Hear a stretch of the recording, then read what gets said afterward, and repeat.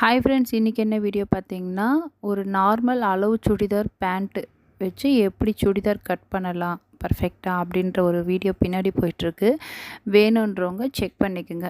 Same time நேற்று நான் ஒரு வீடியோ போட்டிருந்தேன், திறமை இருந்தால் வாழ்க்கையில் முன்னேறலாம் அப்படின்ட்டு ஒரு வீடியோ போட்டிருந்தேன். அதில் ஒரு லேடி பர்டிகுலராக கமெண்ட் பண்ணியிருந்தாங்க. அந்த கமெண்ட்டுக்கு தான் பதில். ஆக்சுவலி அவங்க கமெண்ட் பாக்ஸில் பண்ணலை, எனக்கு பர்சனலாக அனுப்பிச்சிருந்தாங்க. அது ஏன்னு தெரியல. அவங்களுக்கு தான் இந்த பதில். அவங்கள மாதிரி நினைக்கிற ஒரு சில லேடிஸ்க்கு இந்த வீடியோ. சரி, ஓகே, வீடியோக்குள்ளே போகலாம். அதாவது அந்த லேடி என்ன சொல்லியிருந்தாங்கன்னா, என்னம்மா நீ பெரிய எதிர்நீச்சல் ஹீரோயினா, நீ ரொம்ப ட்விஸ்ட் பண்ணுற மாதிரியே பேசுகிறியே, நீ டெய்லரிங் பண்ணால் நீ வேலை செஞ்சால் எல்லாருமே செய்யணுமா, ஏன் இந்த மாதிரி நீ சொல்கிற அப்படின்னு கேட்டிருந்தாங்க. கரெக்டு தான், அவங்க கேட்ட கேள்வி கரெக்டு தான். அவங்க சொன்ன வார்த்தையிலேருந்தே நான் தெரிஞ்சுக்கிட்டேன், அவங்க ஒரு செட்டில்டான ஃபேமிலி. அவங்களுக்கு ஒரு சுய தொழிலோ அவங்க ஒரு வேலைக்கு போகணுன்ற அவசியம் அந்த மாதிரிலாம் அவங்களுக்கு கிடையாது. ஸோ அதனால தான் அவங்களுக்கு இந்த கேள்வி ஃபஸ்ட்டு வாழ்க்கை எல்லாருக்குமே ஒரே மாதிரி ஸ்மூத்தாக நல்லாவே எப்போவுமே இருக்குன்னு சொல்ல முடியாது. ஒரு சிலருடைய வாழ்க்கை தலைகீழாகவும் மாறுது, ஒரு சிலருடைய வாழ்க்கை நல்லா இருக்குது, நல்லாவே இருக்கணும் எல்லாருமே. அதுதான் எல்லாருடைய ஆசையும், பெற்றவங்களுடைய ஆசையும் அதுதான். ஆனால் ஒருவேளை வாழ்க்கை மாறும்போது அந்த இடத்துல நம்ம தடுமாறக்கூடாது. அந்த இடத்துல இருந்து நம்ம எப்படி அடுத்த லெவல் மூவ் பண்ணணும், அதுக்கு நம்மளுக்கு 2 விஷயம் ரொம்ப முக்கியம். ஒன்று, நம்மளுடைய படிப்பு இருந்தால் மட்டும்தான் நம்ம ஒரு நம்மளுடைய தேவைக்கும் சரி, நம்ம வாழ்க்கை மாறும்போது அந்த சுச்சுவேஷனை நம்ம கடந்து போகணுன்னா நம்மளுக்கு படிப்பு இருந்தால் மட்டும்தான். நம்ம ஒரு வேலைக்கு போகிறது, ஃபினான்ஷியல் சப்போர்ட்டு எல்லாமே நம்மளுக்கு அந்த படிப்பு இருந்தால் தான் கிடைக்கும். செகண்டு, கைத்தொழில்.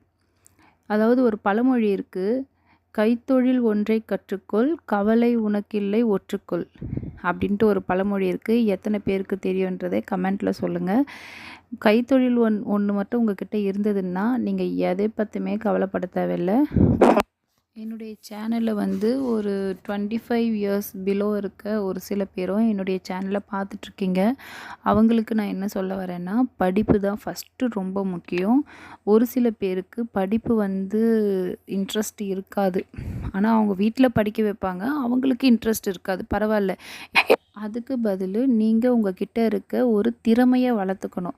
எல்லார்கிட்டேயுமே ஒரு தனிப்பட்ட திறமை இருக்கும். உங்களுக்கு என்ன பிடிக்குது, உங்களுக்கு என்ன வரும், உங்களால் என்ன செய்ய முடியும், அதை வச்சு நீங்கள் உங்களுடைய திறமையை வளர்த்துக்கணும். கண்டிப்பாக ஏதாவது ஒரு கைத்தொழில் நீங்கள் கற்றுக்கணும். அதாவது எனக்கு படிப்பு வராது, எனக்கு படிப்பில் இன்ட்ரெஸ்ட் இல்லை அப்படின்ட்டு சொல்கிறவங்களுக்கு சொல்கிறேன் நான், கண்டிப்பாக நீங்கள் ஒரு திறமையை வளர்த்துக்கணும். அந்த திறமை உங்களுடைய வாழ்க்கையில் ஒரு சில நேரத்தில் கண்டிப்பாக அது யூஸ் ஆகும்.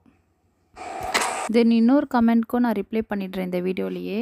அதாவது ரீசன்ட் டைம் எனக்கு ஒரு சில கமெண்ட் வருது, என்ன நீங்கள் உங்கள் ஹஸ்பண்ட் சரியாக உங்களை பார்த்துக்க மாட்டாங்களா, உங்களுடைய லைஃப் சரியாக இல்லையா, நீங்கள் ஏன் எப்போது இதே மாதிரியே வீடியோ போட்டுட்ருக்கீங்க அப்படின்ட்டு கேட்டிருக்கீங்க. கண்டிப்பாக அப்படி கிடையாது. இப்படி சொல்கிறவங்க எல்லாருடைய வாழ்க்கையும் இப்படி இருந்தால் தான் அப்படின்ட்டுலாம் கிடையாது. என் லைஃபு ரொம்பவே சூப்பராக இருக்குது. என் ஹஸ்பண்ட் என்னை ரொம்ப சூப்பராக பார்த்துக்கிறாங்க. நீங்கள் கட்டிங் ஸ்டிச்சிங்லேயே பார்த்துருக்கலாம்.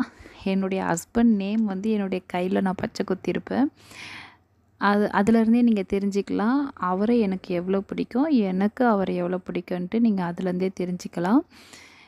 அதாவது டைலரிங்னால் சும்மா கட் பண்ணுறது, ஸ்டிச் பண்ணுறது, பின்னாடி இந்த இன்ச்சில் கட் பண்ணுங்கள், இப்படி கட் பண்ணுங்கள், இப்படி தேய்ங்கன்னு சொல்கிறது மட்டும் கிடையாது. நம்ம டைலரிங் கற்றுக்கிட்டோம்.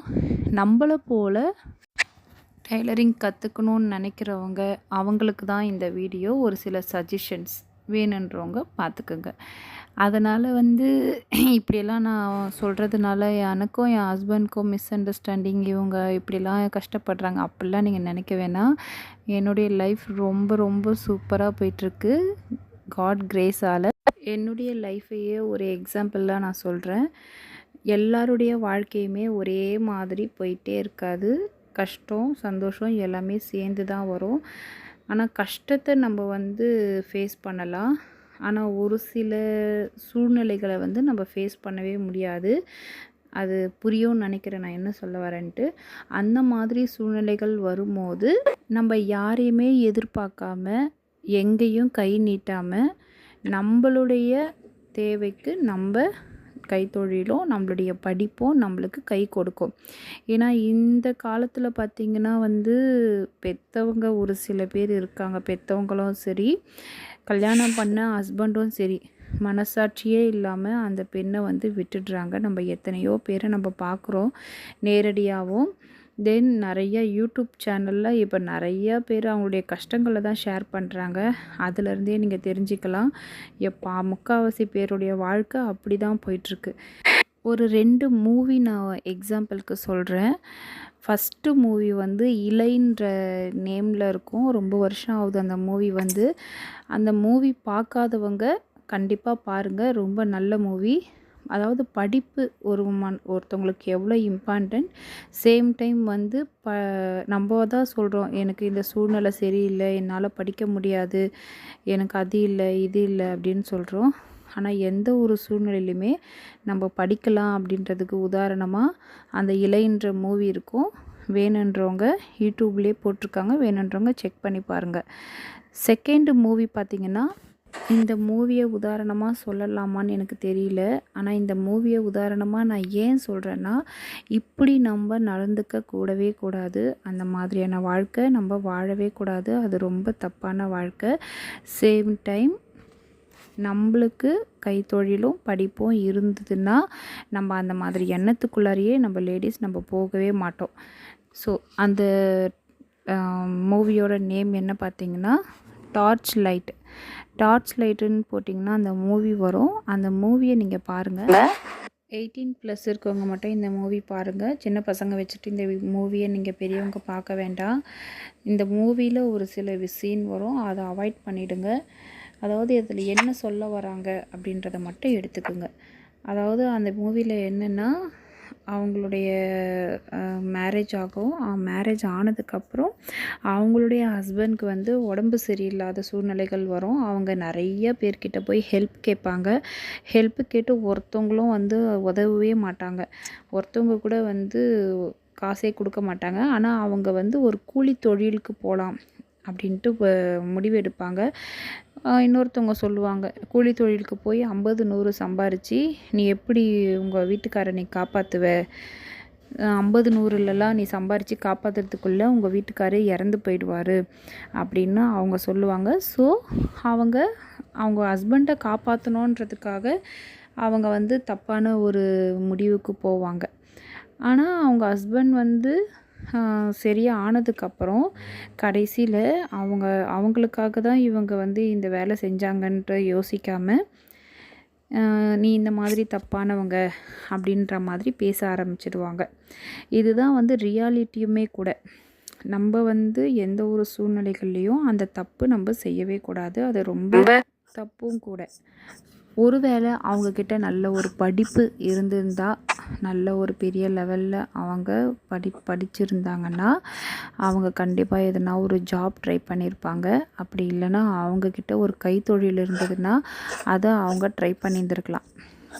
ஓகே, அது ரெண்டுமே இல்லாததுனால அவங்க ஒரு கூலி தொழிலுக்கு போய் இந்த மாதிரியான சூழ்நிலைகளில் அவங்க தள்ளப்படுறாங்க. அதுதான் அந்த மூவிலேருந்து நீங்கள் எடுத்துக்கணும்.